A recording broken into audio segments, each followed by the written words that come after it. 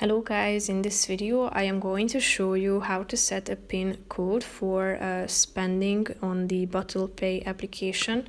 But first I just want to mention, don't forget to subscribe to my channel, because at 10,000 subscribers I am going to show you my whole YouTube revenue statistics and growth strategy, how to make money online. So let's jump into it. First of all, open the application on your phone.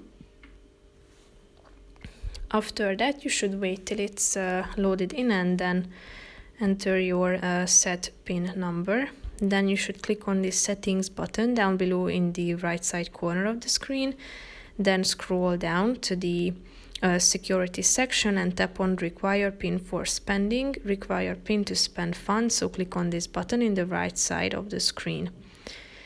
And basically that's it. So your PIN number that you have set previously to unlock the app will be set to this function as well. If you want to turn it off, just go back to this section or come back to this section and tap on this button. And if you want to turn it off, you need to enter your existing PIN to continue, and then it will be turned off automatically. So that's pretty much it for this video, guys. See you in the next one. Bye bye.